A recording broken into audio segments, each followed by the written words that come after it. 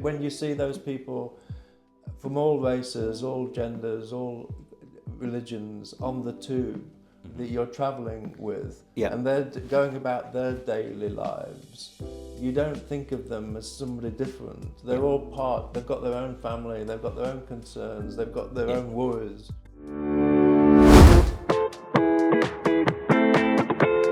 Welcome back to the Earth Circle. If you're joining us for the first time, the Earth Circle is all about trying to answer the question, is there a version of the future that we all want to live in? And we've come here today to meet with somebody who knows a lot about how we're going to live in the future. It's actually the president of the RIBA, the Royal Institute of British Architects. As we move into the second episode with Chris Williamson, we're going to talk about the buildings that we're going to live in the future. We're going to talk about urbanisation for the next generation. And Chris has spent his entire career working towards a more sustainable future, working towards better transportation. And he's got a wealth of knowledge that he's going to share with us about the kind of communities and the kind of places we'll live in the future. If we look at the building industry, we have to talk about the elephant in the room. We're talking about building all these new homes and these new towns, but so far the building industry, largely to do with concrete, but the building industry, I believe, causes 30% of the carbon footprint internationally. Can we really afford to build so many houses, not in terms of money, but in terms of global warming? Yeah, that's a very good point. I think we need to look at more retrofit. That there are a lot of people that are looking more and more at refurbishing, reusing, rather than replacing. And I think that's really important to do. We have to look at the sustainability of the buildings that we've built in the past, making sure we can use them properly.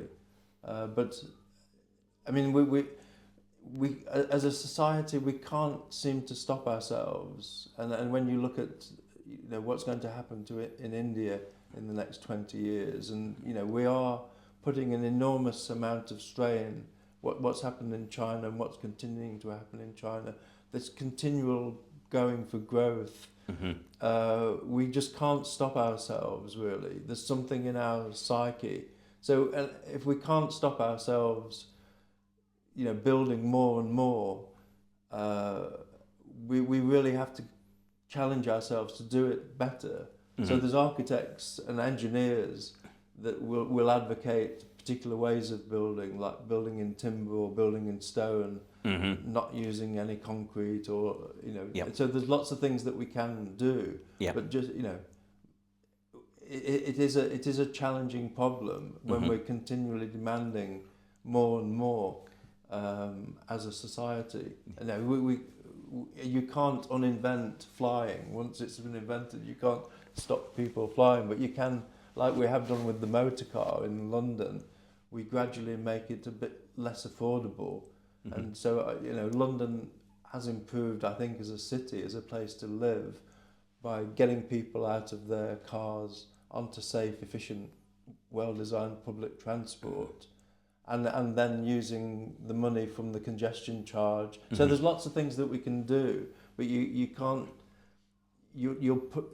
politicians are too scared of putting off the voters if they do too much all at once, especially at a time like this when the economy isn't in a great shape. So there's already this huge argument about the green agenda, and some people don't want to have anything to do with it at all, and other people know that that's exactly what we have to do. We have to be using more renewables. We have to be harnessing the sun, harnessing the wind and the tides, but also designing efficiently, so that we're using our precious resources properly. And it's interesting, researching into our podcast today, of course, I was watching some of the interviews and videos from Appleby, the award-winning residential home that we're in here. And one of the things that really struck me, I think it was Martin that said it, but one of the people in one of the videos said, we've brought these people who are over the age of 65 here into this community where they feel happier than where they were living at home. One of the discussions was about, should we have balconies or not? And from other builds, the experience was people over the age of 65 have spent that much time on their own. They don't want a balcony on their own. They want a community. But the really interesting thing for me was by bringing them here, a lot of them moved out of apartments with 3 bedrooms, and that meant that families had somewhere that they could move into. So you can see how it's a lot of a kind of a shared economy, or a shared accommodation in this case, that if you can do something good in one area, then you can actually save the carbon footprint in another area. Yeah, definitely. And as we're all getting older, we're all going to have to look at those options, and rattling around in big houses that we've been able to afford. Yeah. But our children can't afford is a real problem. Yeah. But the great thing about Appleby Blue is that they take people from the community and put them for elderly living as part of another community. Yeah. And it's a financial equation as well, which works really well. Yeah. And it's a great model to be used elsewhere. Yeah. So and we just have to make sure that we're telling those stories and allowing developers and charities to do more of this kind of work. Yeah.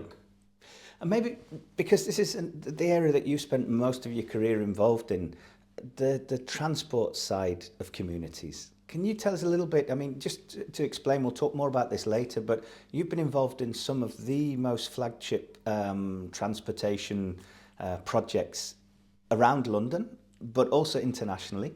And it's been really fun going on your website and looking at the portfolio and reading about docks in Australia and things like this, and the thoughts behind what you've done there. But what impact does transportation have on communities?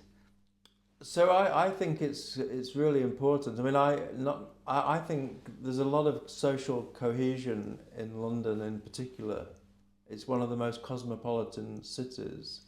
So on my cycle ride home, I go past a mosque on Kingsland Road. I go past through the Jewish community in Stamford Hill, and I love watching the people. And when you see those people from all races, all genders, all religions on the tube that you're travelling with, and they're going about their daily lives, you don't think of them as somebody different. They're all they've got their own family, they've got their own concerns, they've got their own worries. Yeah. And they might be reading the Quran, they might be reading the Jewish Chronicle or whatever. And I think it's a fantastic way of bringing people together. When you're driving a car, you kind of look at people as a rival. It's really competitive. So that's why I'm passionate about. That's true. I never thought of that. Public transport and bringing people together, but also making it a more pleasant place. And so I think a lot of cities have looked at London throughout the years and have tried to copy what London has done to invest in public transport and try and calm the city. So make it a bit more difficult to drive. And easier to cycle and pedestrians. So there's more pedestrian routes, there's more cycle routes, there's more greenery, less parking spaces, which people complain about. But the greater good is that it's a greener, the air quality is better, and it's a nicer place to be, and that brings investment as well. So it is. You can see. I live in North London, and I look down on Canary Wharf and the eastern cluster of the city, and it's like two Renaissance cities rivaling each other.